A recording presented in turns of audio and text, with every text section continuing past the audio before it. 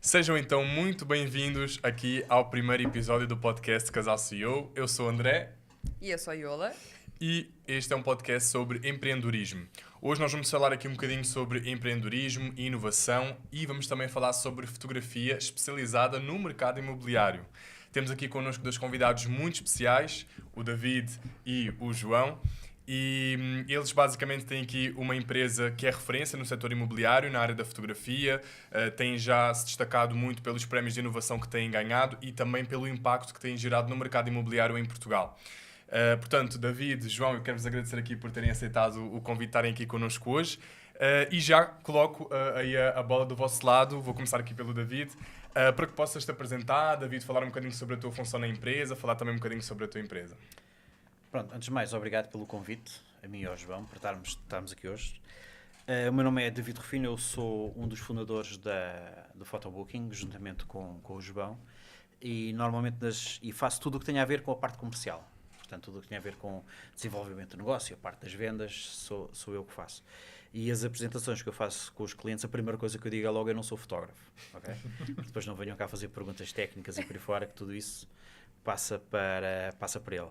Mas fundamentalmente aquilo que eu faço é isso, é a parte comercial, é a parte de desenvolvimento do negócio, da criação das parcerias, a parte de pensar como é que o negócio vai ser daqui a 6 meses ou daqui a 1 ano e conhecer o mercado como um todo. Tudo o que tenha a ver com a parte da produção, ou seja, basicamente, tudo o que vocês podem ver do nosso portfólio e do nosso site, a culpa é dele, não tem nada a ver com isso. Okay. É mais por aí. E pronto, e agora pergunto aqui para o João, qual é a tua função, João, assim na empresa? A minha função é, tal como o David disse, arranjar bons fotógrafos, bons editores e fazer com que ambos funcionem e consigamos produzir um bom produto multimédia para o nosso mercado.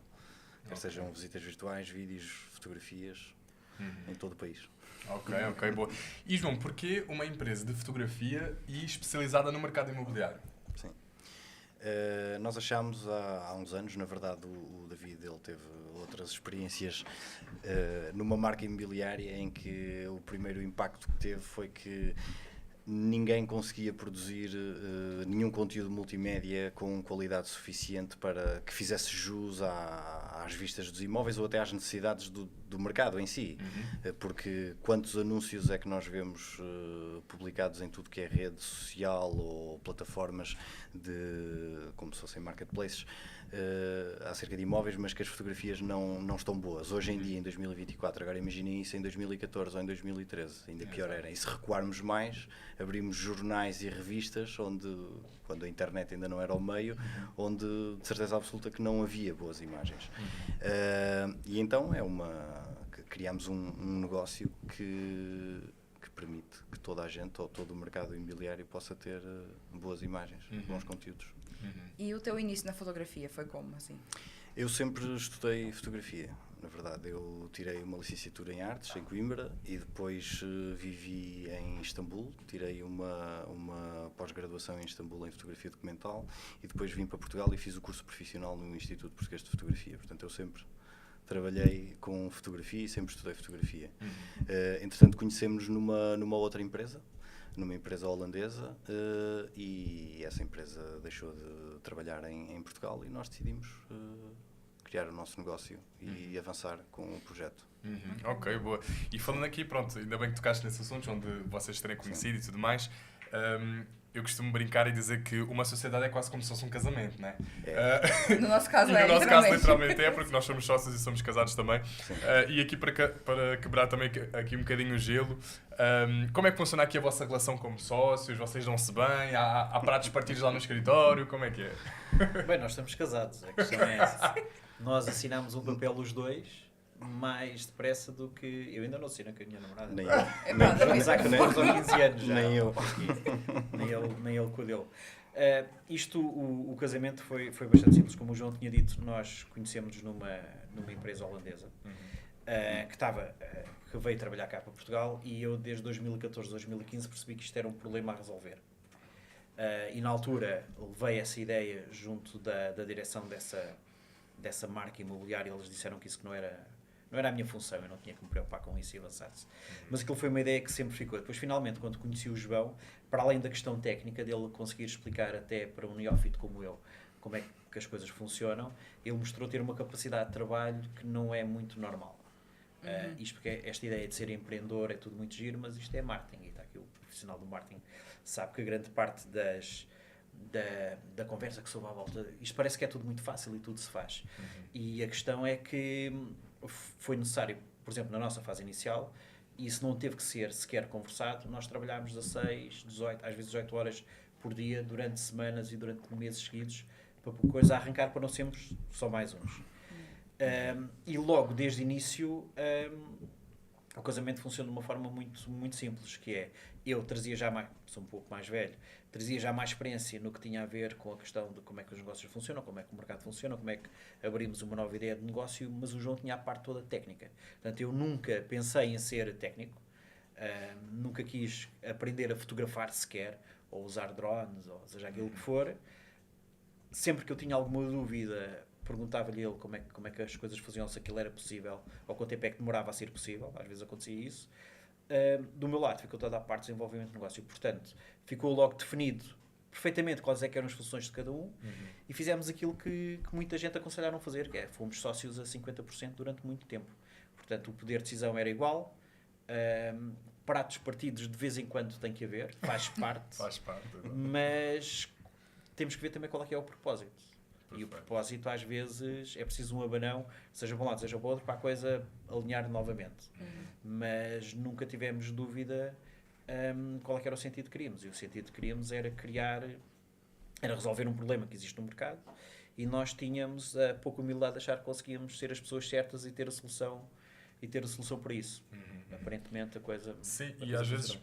isso é muito interessante o que disseste, David, porque tu tocaste aí num ponto muito interessante, que é a questão do propósito, né? Vocês os dois sabiam para onde é que queriam ir, né? Então às vezes vocês até podem, porque são pessoas diferentes, têm opiniões diferentes, têm formas de ver diferentes. O João é mais a parte técnica, tu és mais a parte de gestão e a parte comercial, mas o que é certo é que vocês tendo o mesmo objetivo e o mesmo propósito, apesar dessas pequenas divergências, mas a coisa depois vai ser aos esses, mas no final vai sempre dar ao mesmo Sim, ponto, claro, né? o objetivo é comum. O objetivo é nós podermos não só viver disto, quem sabe de hoje para amanhã termos um exit qualquer à volta com isto, mas nós sabíamos que tínhamos que ser nós a fazer. Não há cá desculpas, aquilo era trabalhar e trabalhar e trabalhar. Que é a razão pela qual eu acho que grande parte dos negócios não funciona, é porque as pessoas não se esforçam o suficiente. Não é falta de dinheiro, nem é falta de clientes, nem é falta de mercado, nem é o Estado, não é nada disso. É mesmo as pessoas não se esforçam. E depois é mais fácil queixar. Felizmente, nós os dois no que toca a isso alinhámos logo desde o início, em que trabalhávamos só os dois durante os primeiros 6 meses. Mais ou menos. Éramos só os dois, e depois o João fotografou mais casas no primeiro ano do que alguns fotógrafos fotografam para em 10, sem exagero. E quando eu digo que eram 16 a 18 horas por dia, era o mesmo, o horário era mesmo esse. Mas também não há outra forma de o fazer. Exato. E pegando aqui nessa fase inicial, não é? Como é que foi para vocês este início de empresa? Ou seja, como é que vocês conseguiram ali conquistar os vossos primeiros clientes? Como é que, se calhar agora vou direcionar aqui mais para o João, como é que foi lidar assim com os primeiros clientes, conquistar os primeiros clientes, fazer a máquina começar a girar? Como é que foi, João? O nosso principal objetivo, às vezes, quando se fala em empreendedorismo ou quando se fala numa construção de uma empresa, começam a idealizar, por causa de filmes e séries e documentários que ouviram, que vamos fazer isto daqui a 5, daqui a 10, daqui a 15, vamos vender por milhões, vai ser e acontecer. Não, primeiro tens de sobreviver.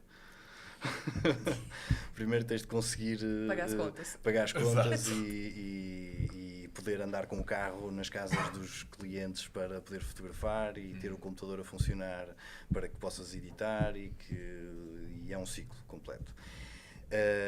E no princípio, os primeiros clientes que nós tivemos que os agarrar com muita força, e como não tínhamos propriamente um portfólio para mostrar e não tínhamos nada muito concreto nem nome firmado, tivemos que nos sujeitar a muitas coisas, desde não exigir pré-pagamentos e fazer primeiro os serviços e ficar à espera que por alguma obra Miraculosa. extra universal os pagamentos fossem realizados, etc. Tudo isso tivemos que abrir a porta a muitas dessas coisas e tivemos que nos agarrar muito aos clientes que tivemos e dar o máximo e não haver dúvida que o material que nós produzíamos era bom e o serviço era ótimo e era rápido e havia sempre resposta e rápida da nossa parte. E ficar meses e meses e meses a batalhar nessa tecla, até firmar isso. Sim. E inicialmente, João, qual foi o máximo assim, de casas que você fotografou num dia só? 10. Para aí. 10 casas? 10 casas. Fogo. Isso é o que a maior parte dos fotógrafos faz no mês todo. Sim. Não, atenção, fotografar e depois editar. E depois ir para casa e editar e de manhã arrancar e fazer novamente. Outra vez e outra vez e outra vez. Por isso é que tem que se encaixar nas 16 a 18 horas. Exato. Estava a dizer. Exato. Sim. Não, nós nos primeiros tempos éramos 2 pessoas, mas nós funcionávamos como se fôssemos uma equipa de 10 pessoas. O David respondia como se fosse por telefone, era o David Rufino, por e-mail era a coordenação da empresa a responder aos clientes. Eu era o fotógrafo nas casas e era um outro editor que fazia os trabalhos. Portanto, todo o nosso processo sempre foi desmultiplicado desde do primeiro momento. E fizemos isso até conseguirmos começar a encaixar pessoas nestas funções que nós já tínhamos delineado, não é? Precisamos de um editor, precisamos de uma pessoa para a coordenação, precisamos de mais fotógrafos, precisamos de várias funções. E ainda bem que tocaste nesse ponto, João, porque era justamente a próxima pergunta que eu ia fazer. Como é que foi para vocês, portanto, fazer aqui, delegar as primeiras funções, porque pronto, vocês começaram aqui juntos, não é? Pronto, há muitas pessoas, até muitas pessoas que nos assistem agora, têm essa dificuldade, mesmo sócios que empreendem e começam a sentir a necessidade de delegar alguma parte ali, mas ficam com medo, mas não vai ter tanta qualidade, eu prefiro ser eu a fazer, centralizar naquilo que eu faço e depois se calhar vou passar para outra pessoa, não vai ter tanta qualidade. Qual é a vossa visão sobre isso? Aliás, e também qual foi a primeira coisa que vocês delegaram? Assim? A primeira pessoa que nós contratámos foi um editor de fotografia. Mas eu penso que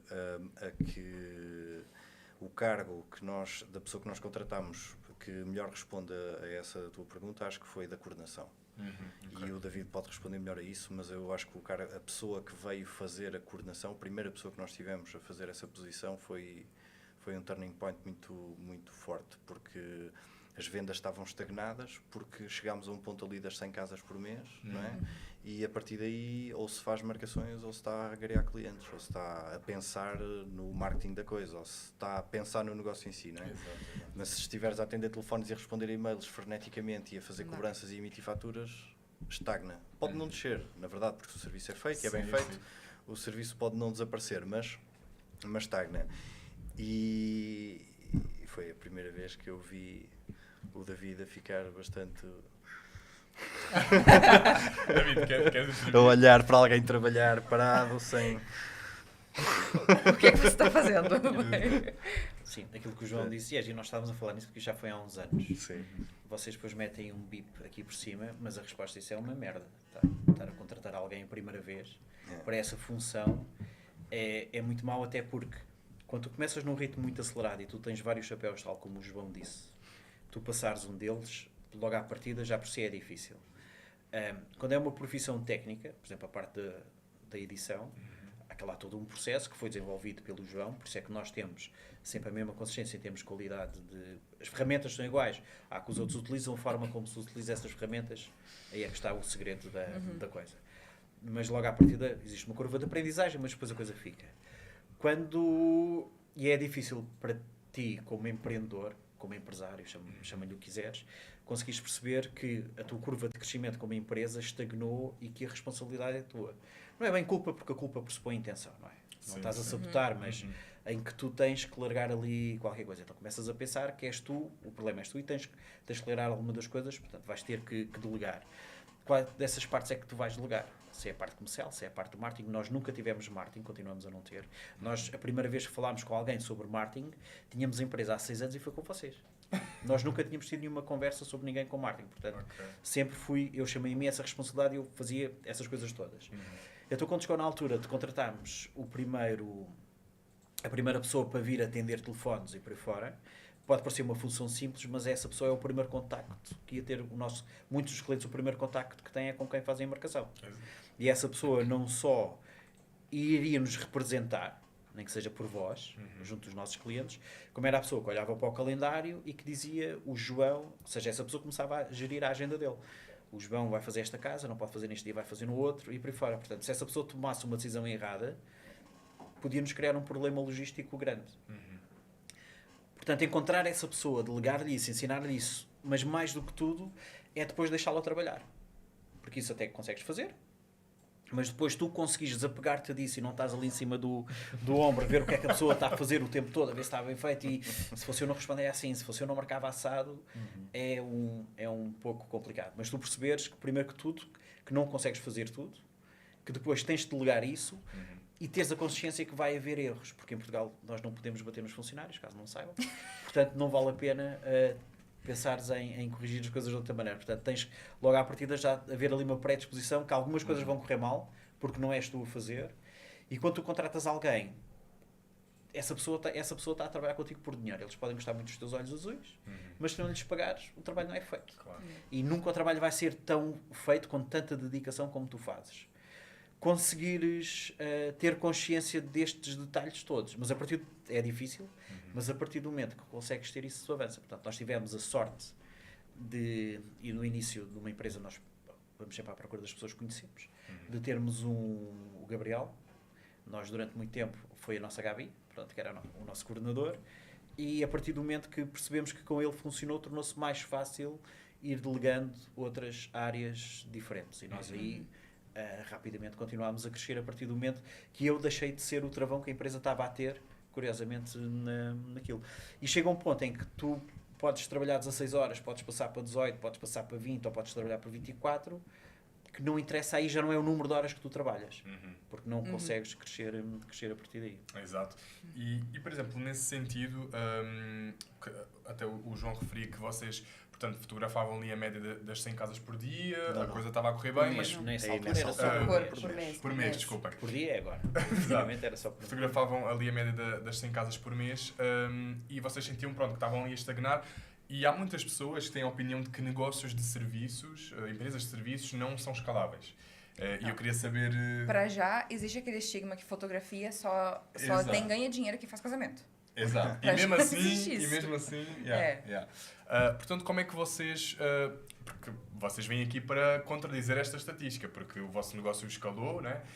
E eu quero-vos dizer como é que foi esta virada de chave, ou seja, como é que vocês conseguiram escalar o vosso negócio sendo uma prestação de serviços de fotografia? Aqui são dois fatores. Eu acho que, pescando um bocadinho o assunto anterior, que é, se há uma demanda do mercado, há uma procura, e uma empresa que presta determinado serviço não for atrás dessa demanda, não der resposta a isso, mesmo que preste um ótimo serviço, mas muito limitado, eu há bocado disse que desde que o serviço fosse prestado e bem prestado, que pelo menos se mantinha, mas pode não se manter, porque está a defraudar a expectativa, não é? E se tivermos cada vez mais contactos, mas cada vez dissermos mais vezes que não, significa que mesmo aqueles clientes que são nossos clientes regulares vão deixar de ser clientes porque vão se fartar disso, não é? Portanto, se não houver demanda.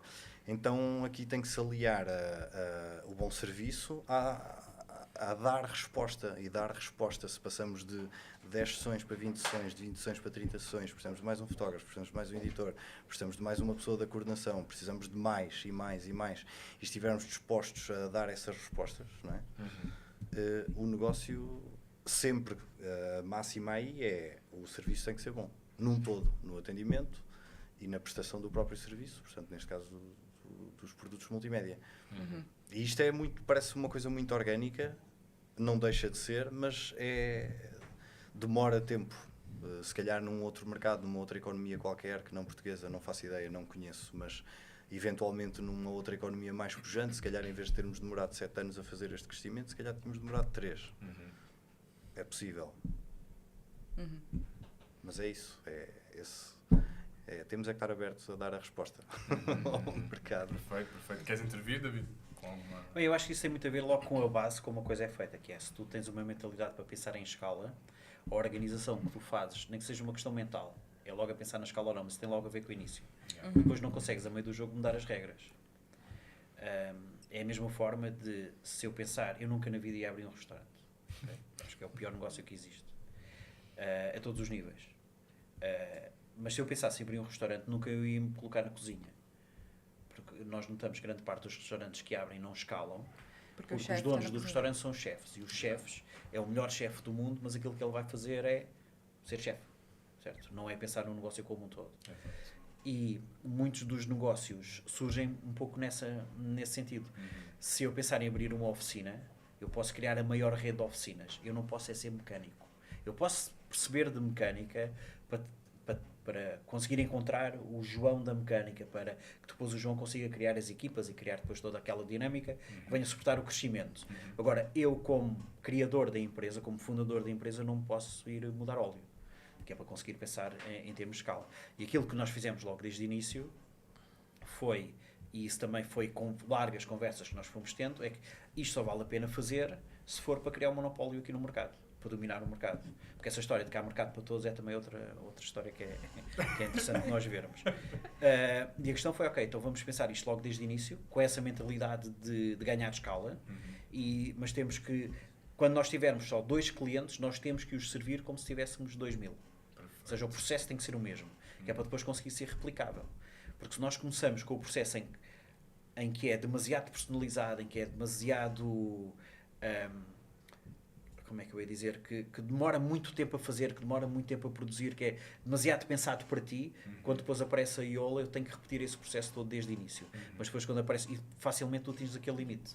E depois não é, por isso é que existem várias empresas, existe uma empresa francesa que recebeu 256 milhões de investimento. E essa empresa saiu de Portugal, essa empresa faliu no mundo inteiro. E isso porquê? Porque aquilo que tentaram fazer não estava adaptado, como o João disse ainda há pouco, a ver essa demanda no mercado e conseguir fazer isso. Portanto, tem muito a ver logo desde o início como a coisa funciona. Porque tu, a meio, conseguires mudar o chip de toda a equipa, mais vale fechar e começar do princípio.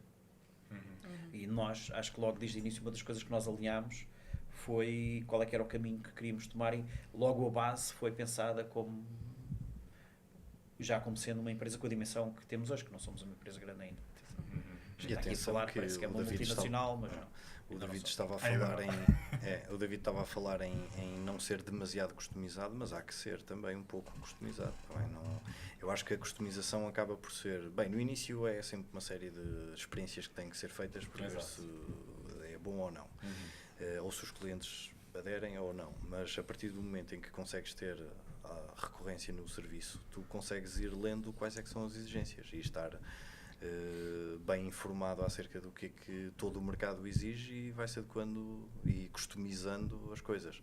É mais customizado do que o que parece, só que é uma customização de larga visão, de larga vista, não é? Sim, o que é que o mercado ou este pedaço do mercado pretende e o que é que lhes vamos apresentar, e a customização é feita com base nisso.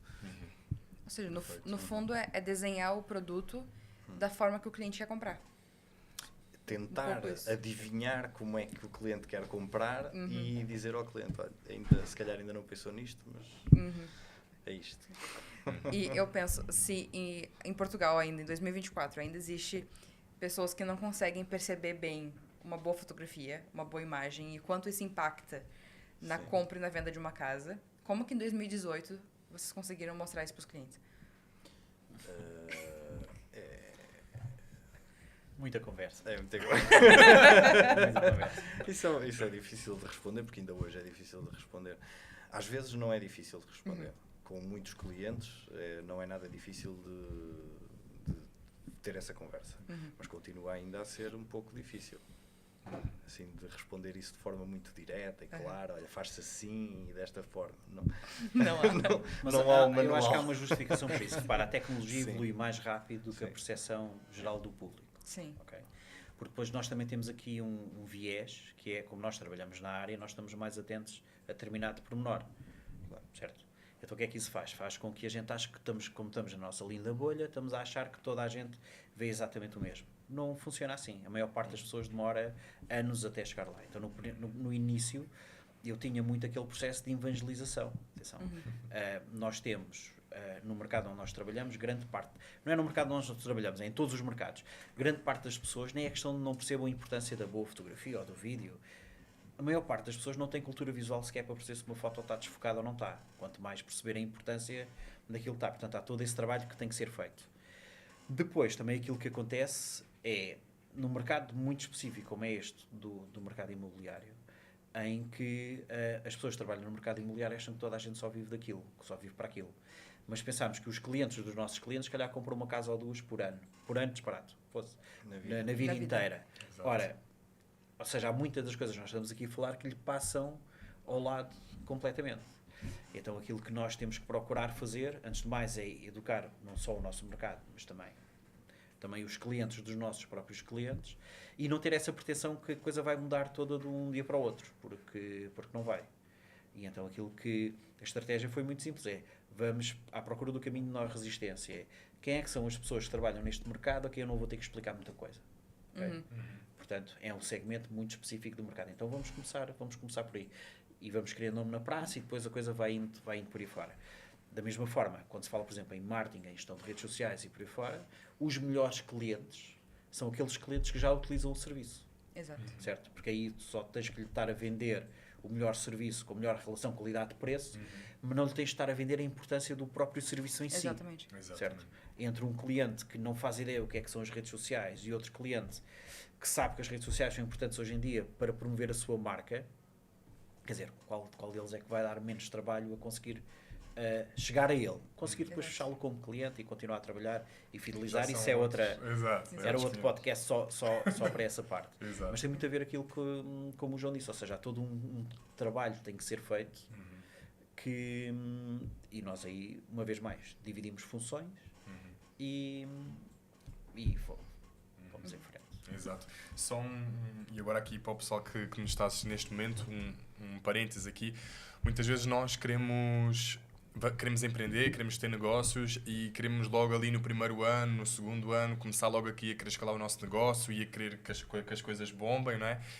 Mas há que entender que tudo leva um processo e a presença do João e do David hoje aqui é mesmo para nos mostrar isso, que as coisas elas vêm, o resultado vem, mas vem com muito suor, com muito trabalho, como vocês puderam aqui ouvir que eles trabalhavam 12, 16 horas por dia, então todo aquele trabalho que eles fizeram lá atrás cooperou e levou eles até ao ponto que eles estão hoje aqui, né? Então isso é um apontamento que tu podes fazer. Não queres logo começar a querer ter logo os grandes resultados, querer logo que a tua empresa, enfim, exploda, porque tudo leva um processo e está tudo bem com isso, ok?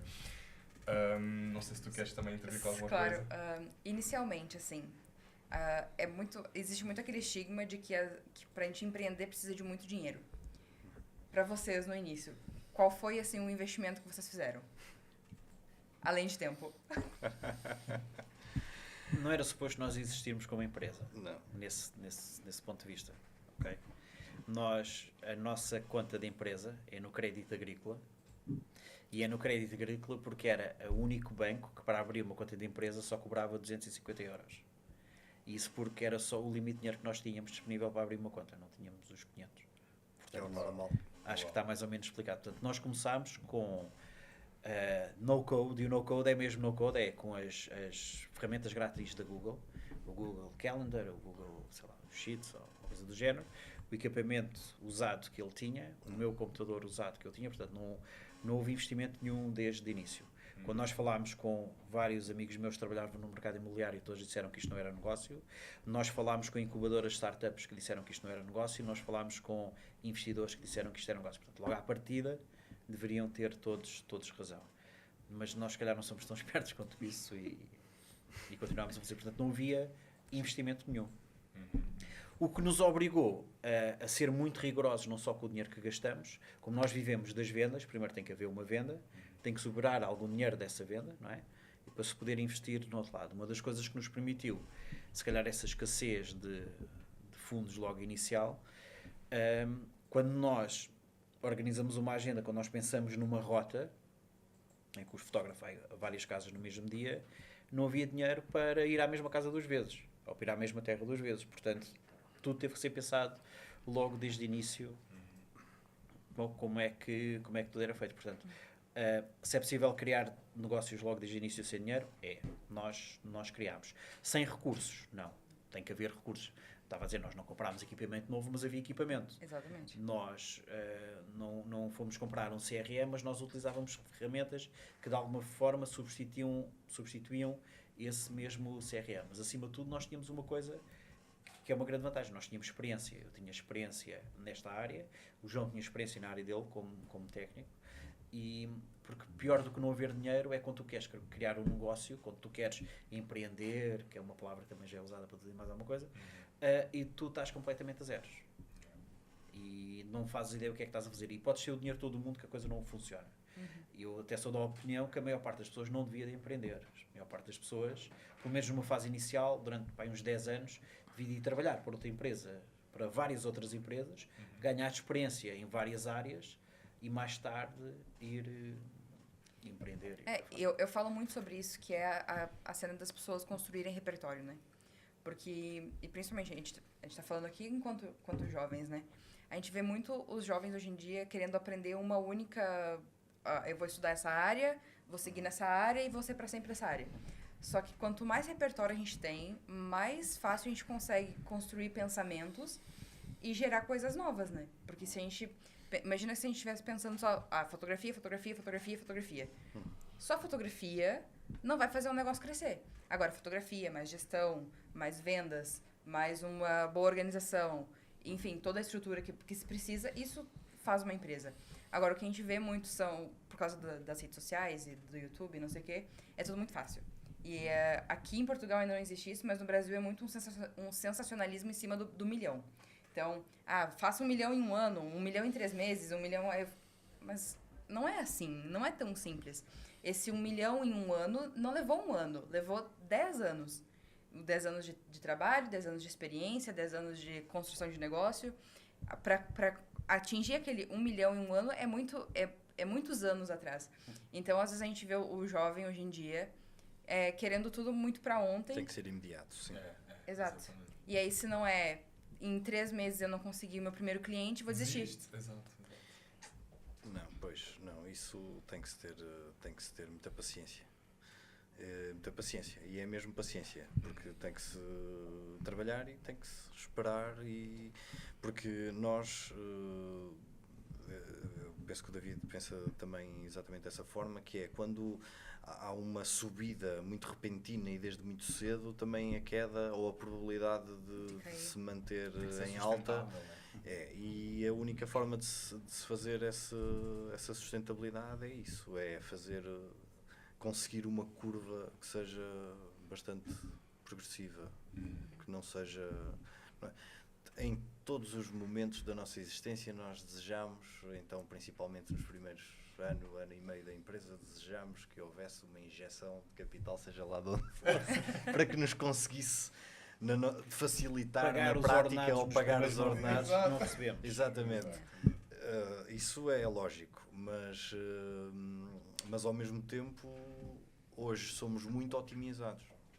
À conta provavelmente de todo esse e de outras coisas que têm a ver connosco próprios, mas essa experiência de constante quase morte durante uma série de tempo levou a que hoje sejamos muito otimizados. Sim. Perfeito. E quando eu digo otimizados, às vezes há dinheiro que a nossa empresa hoje nós decidimos de um dia para o outro gastar algo para uma ideia e às vezes corre mal. Pronto, é uma coisa que não... Mas não consideramos isso também um mau gasto ou um pensamento em vamos gastar fundos vamos a esta feira. Por exemplo, um exemplo, há 2 anos, salvo erro, decidimos em 2 dias antes da Feira Internacional de Madrid, vamos a Madrid. Comprámos 2 bilhetes de avião, fomos a Madrid e viemos no mesmo dia. Quer dizer, parece assim um gasto supérfluo, caro, as viagens foram caras, etc. Valeu muito a viagem? Muito. O negócio, fizemos clientes, não. Mas as pessoas que lá estavam são pessoas que têm relação com o mercado também português. E o facto de estarmos presentes nesse networking é importante. Portanto, às vezes há tipos de investimentos que hoje, se calhar, à primeira vista, podem não ser mega otimizado, mas que são coisas que são foram conquistadas e que são gastos considerados benéficos. Exato. Mas eu acho que o principal da otimização é isso, é o dia-a-dia, todo o processo de produção, todo o processo de aquisição de novo cliente, etc, é otimizado. Exato. Isso eu não tenho dúvidas nenhumas que também tenha sido muito por causa desses ano e meio, 2 anos, principalmente esses 2 anos. Exato. Ok. E falando aqui do mercado imobiliário, pronto, muitas pessoas referem-se ao mercado imobiliário como o mercado dos tubarões, um mercado com muitos egos, enfim. E vocês sendo uma empresa que estão muito emergidos aqui nesse mercado, eu queria também ter aqui um bocadinho da vossa ótica, de o que é que vocês acham sobre o mercado imobiliário. É realmente esse mercado dos tubarões? Vocês estão mais por dentro? Queria ouvir um pouco da vossa perspectiva com relação a isso. Nós trabalhamos para o mercado imobiliário. Nós não estamos dentro do mercado imobiliário. Não é? Nós não sabemos, na verdade, como é que são as relações entre os profissionais do imobiliário para com os profissionais do imobiliário. Não, sabemos algumas coisas, Sim. mas nunca trabalhámos numa agência, nunca trabalhámos em exclusivo para uma marca, nem para uma agência, nem... portanto, a nossa visão é sempre uma visão diferente. Não? Sabemos que há profissionais fantásticos, há outros profissionais que não são tão profissionais quanto isso. E há gente muito esforçada também. Tubarões. Como é que tu defines os tubarões imobiliários? Está aqui o pescador. Pescador de tubarões. Bem, o mercado imobiliário é um mercado grande, não é? E é um mercado que não tem barreiras de entrada. Portanto, só por aí explica um bocado. E eu tentei trabalhar no mercado imobiliário porque havia sempre um recrutamento contínuo no imobiliário. E enviei o meu currículo para uma agência e não me chamaram sequer para a entrevista. Portanto, achei, bem, estes planos até têm algum critério e não deixam entrar qualquer um. O que é que acontece aqui em relação a nós especificamente? Tal como o João disse, nós servimos o mercado imobiliário.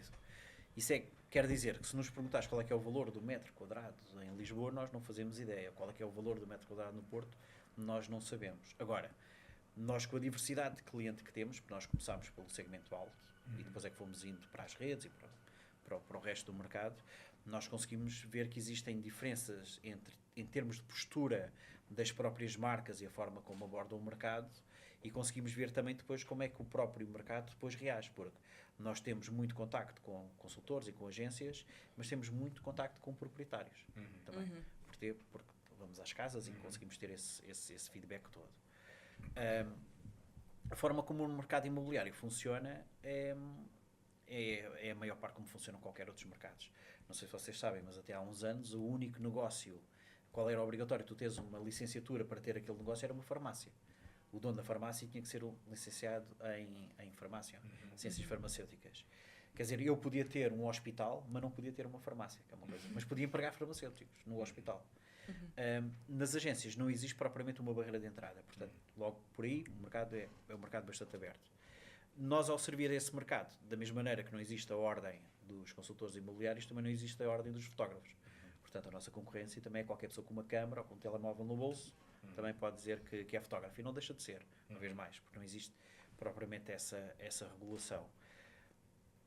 A questão dos tubarões, nós temos clientes que nós uma vez fizemos uma conta assim por alto, a calcular, e foi só de um cliente, e nós fotografámos o equivalente a 150 milhões em ingressões no mês, só para aquele cliente. Uau. Faz aí as contitas e sabe-se que aquilo vale um balúrdio. No entanto, se nós formos a ver o número de casas que são vendidas por ano e o número de consultores imobiliários que existem por ano, e se nós fizermos ali meia dúzia de contas, nós vemos que a rentabilidade não é assim tão grande para uns. Portanto, nós para termos pessoas que ganham, porque sabemos que existem empresas que faturam muito e consultores ganham muito dinheiro e que são essas referências no mercado, existe depois uma grande franja de pessoas que estão a tentar chegar àquele patamar e muitos deles vão ficando. Por isso é que existe todo aquele recrutamento constante. Aquilo que nós procuramos fazer como empresa é tão simples quanto isto. Nós tratamos qualquer casa como se a casa custasse 10 milhões de euros. Ou 20, ou seja, aquilo que for.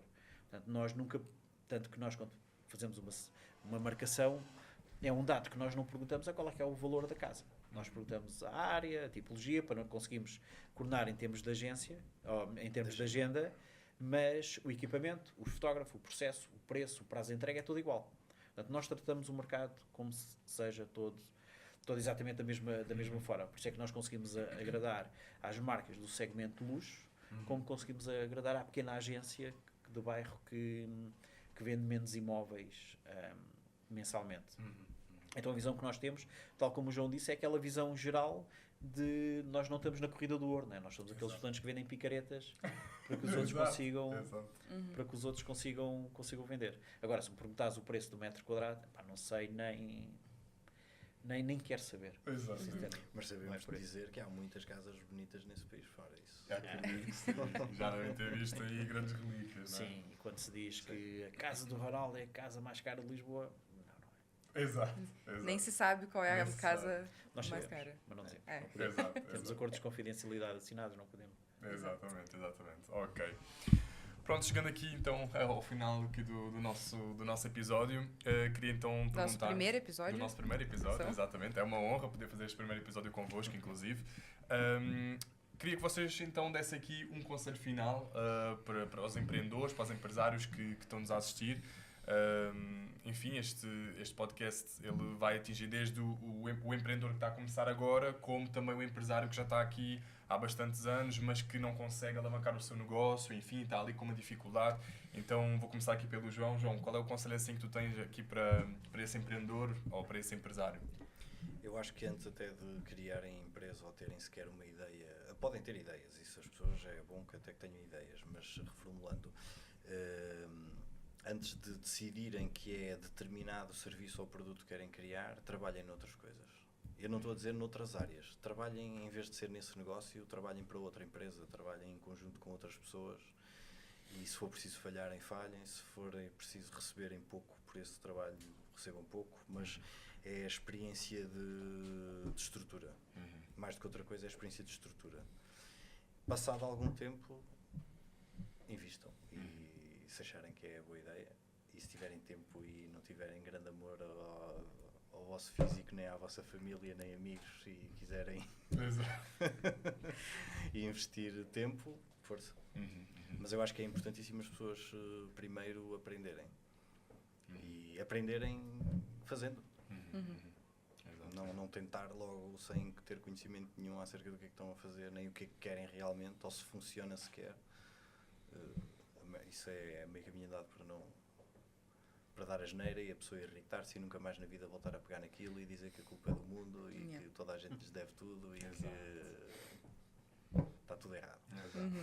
Exatamente, é verdade. David, conselho? Epá, eu não sou grande coisa a dar conselhos, porque, sério, se me pedirem para fazer um discurso motivacional, a primeira coisa que eu digo é para não avançarem, desistam, né? Se alguém precisa de conselhos ou precisa de motivação para fazer as coisas, mais vale Nem fazer. mais vale não fazer sequer.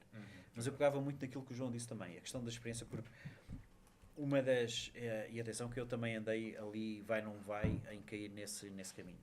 Existe aquela diferença, o que é uma startup, o que é que não é uma startup, o que é só uma empresa, o que é um negócio, o que é uma ideia, pronto, essa distinção toda. E se nós entrarmos um bocado nessa onda dos podcasts, dos vídeos e dos livros e por aí fora, nós tendemos a achar que isto é tudo Zuckerbergs, não é? E que se eu sair da escola vou conseguir fazer, ou seja aquilo que for. Perdão. E a realidade tem mais a ver com aquilo que o João disse, tem mais a ver com a experiência de trabalhar em sítios e de passar por essas situações e ver as outras pessoas a resolver esses mesmos problemas, do que nós estarmos a aprender só por nós. O conselho que eu dava a alguém que está a começar agora, começava muito tal como o João disse. Antes de eu tentar fazer uma coisa de raiz, é tentar aprender com os outros. Nós temos sempre a ideia que sabemos mais que os que vieram antes, mas se isto que existe aqui hoje em dia é graças aos que já passaram por cá. Para quem tem um negócio que já está a funcionar, prega fundo e continua a avançar. Para quem tem um negócio já há 1 ano ou 2 e o negócio não cresceu e não escalou, eu posso-vos garantir que o problema são vocês. Da mesma maneira que nós contámos ainda há pouco, quando houve uma altura em que nós estagnámos em termos de crescimento, o problema era eu, a responsabilidade acima de tudo era minha. Tínhamos que alterar os Então nossos alguma procedimentos. coisa tem que ser alterada. E às vezes o que tem que ser feito é parar completamente. Se eu estiver a tentar criar um negócio ou uma startup e aquilo está ali já durante 1 ano ou 2 e aquilo não cresce, é porque aquilo não funciona, não vale a pena. E a pessoa pode ter todo o mérito e a pessoa pode ter aquela questão do ego, como falámos ainda há pouco, e a pessoa não quer assumir que a coisa falhou. Mas se calhar ao não desistires e ao não recomeçares novamente, e às vezes e há muitas pessoas que criam o seu próprio negócio, a coisa não funciona, param, vão trabalhar por conta de outra durante algum tempo, aprendem aquilo que estava em falta e depois quando voltam com mais força Yeah. Exato. e por aí fora. Porque senão o que vai acontecer vais ficar ali a bater, como é que se diz, a chover no molhado, e se calhar há outra oportunidade qualquer que ia aparecer mais tarde e não aparece porque o foco continuava ali. Por isso, e mesmo para terminar, é tal como o João disse, aprendam com os outros e, se possível, não abram empresas, não empreendam. O caminho nem sempre é esse. Exato. Às Ok. vezes não é esse. Quando a ideia surge e quando as oportunidades surgem, devemos de agarrar e de ir em frente. Agora, fazer só por fazer, hoje em dia há demasiado marketing muito bem feito por estes senhores, em que toda a gente é empreendedora, toda a gente consegue fazer, e depois temos um dos maiores consumos de ansiolíticos Exato. e tem muito a ver com isso, tem a ver com a frustração que às vezes nós temos e por não estar a conseguir ter os resultados que logo à partida nós não iríamos ter. Exato. Agora, uma última pergunta para vocês dois é... Já desmotivei toda a gente. Mas era exatamente sobre isso que eu vou falar. Quantas vezes vocês acordam pensando assim, meu Deus, eu vou ir trabalhar hoje? Tipo, super motivado. Mas eu acordo bem todos os dias para ir trabalhar. Não, Não sim, tenho imagina. problema nenhum. Nunca. A gente- Nem quando trabalhar, nem quando só dormíamos 3 horas. Não houve essa desmotivação, isso não existe. Nunca existiu. Aconteceu durante os primeiros meses, nós acordarmos com a boca seca de noite às 3 da manhã, porque estava na altura de pagar o IVA, porque o Estado é o nosso maior inimigo, é o nosso maior concorrente. Yeah. E nós logo no início tínhamos que pagar o IVA, e se não pagares o IVA vais presa, não tem nada a saber, portanto a negociação Yeah, tem que está fazer e feita pronto. e os clientes não terem pago ainda. Ok? Isso é essa parte, e de teres em dúvida se será que vale a pena este esforço todo e por aí fora. Que são questões que a gente que passa pela cabeça. Não é? Claro que sim, porque mas sentes assim que que não, acordas que não- e tens o trabalho para fazer, nunca houve necessidade de uma injeção de motivação. Não, agora não, Sim, não, é. de forma nenhuma. Agora, nos dias de hoje, vocês conseguem nos encontrar lá no sítio onde trabalhamos todos juntos, entre as 7h30 da manhã e normalmente às 7h30, às 12 horas nós Yeah. continuamos a estar disponíveis.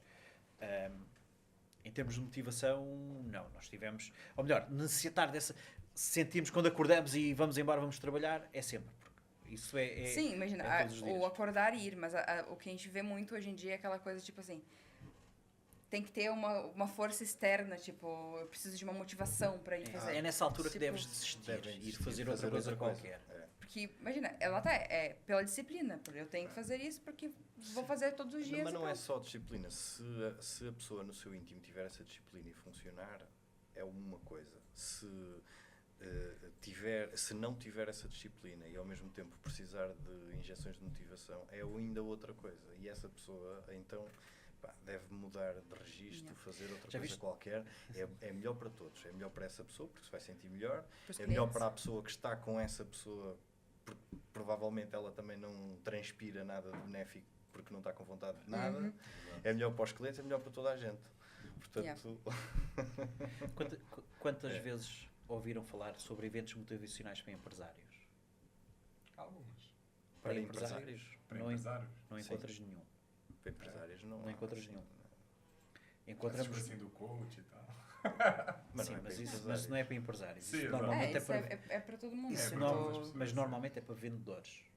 Yeah. Os vendedores é que têm que ser motivados a vender. Exato. E porquê? Porque é que têm que ser motivados a vender? Porque só a parte das comissões não chega. É preciso mais do que dinheiro. E essas pessoas precisam de motivação. Eu duvido que os Elon Musks da vida tivessem que ir ouvir o Tony Robbins para se motivar de manhã para ir trabalhar. Certo? As pessoas criaram, estamos a falar, pessoas criaram empresas que realmente geraram impacto. As Amazons, as Googles e por aí fora. Essas pessoas nunca precisaram de motivação. Por isso é que eles se distanciam dos outros todos. Agora, se eu tenho uma empresa, se eu tenho empregados, se eu tenho funcionários, se eu tenho clientes e se eu preciso de ir falar com um coach para motivar, para continuar com o meu negócio, despaço o negócio. Sim. Despaço o negócio. Está resolvido. Yeah. Eu sou muito fã das limpezas, mas pronto. Que é engraçado porque a gente tem muitos amigos que falam assim, eu não sei como é que vocês estão fazendo isso ainda, como vocês não desistiram e tal. E, primeiro que eu tenho que pagar as contas. Ponto número 1. Parte da sobrevivência que o jogo Exato. faz inicial. Entendeu? Tem que pagar as contas, a gente tem que... Porque aqui não existe financiamento também de nada. Então, a gente tem que pagar as nossas contas e depois a gente fez uma responsabilidade com os nossos clientes. A gente não pode simplesmente, tipo assim, Hoje não me apetece. Hoje não apetece. Não dá. Entendeu? Então, é isso que eu vejo muito nessa geração. E vocês que são um pouco mais velhos conseguem, se calhar, até de uma forma mais pragmática olhar para isso. Todo mundo quer tudo muito fácil. Ponto número 1. E depois, se não der resultado, volta naquela conversa de antes que é: se não tem resultado, eu não tenho motivação. Se não tem motivação, eu não vou fazer. Só que pra gente... Lá tá, o que talvez vai gerar mais motivação é resultado. Só que a gente só precisa fazer pra ter esse resultado, pra depois ter a motivação. Exato. Então, o processo é um pouco inverso daquilo que a internet Sim, mas passa. por isso é que o David há bocado estava a dizer, e eu também acredito mesmo nisso, que a gigantesca maioria das pessoas que são impelidas a empreender não deveriam nem ser impelidas a empreender, nem a empreender. Mesmo. Porque não têm esse registro, mas isso não tem problema nenhum, quer dizer, as Claro, empresas claro. precisam de trabalhadores, e uma pessoa que vê o trabalho apenas como um cheque no final do mês de ordenado e que quer trabalhar das 9 às 5 e de segunda a sexta-feira, não está nada errado aí, desde que a pessoa dentro daquilo que é pré-acordado com a empresa cumpra exatamente aquilo que é feito dentro da hora que é, desde que isso seja cumprido à risca por ambas as partes, não há problema nenhum. Exatamente. Agora, se calhar essa pessoa não pode criar Uma expectativa de uma vir dominar o mundo. expectativa de vir Exato. dominar o mundo. Não Exato. pode. Portanto, há lugar para todos, né? Há lugar para todos. Pronto, chegamos então aqui ao final deste nosso primeiro episódio.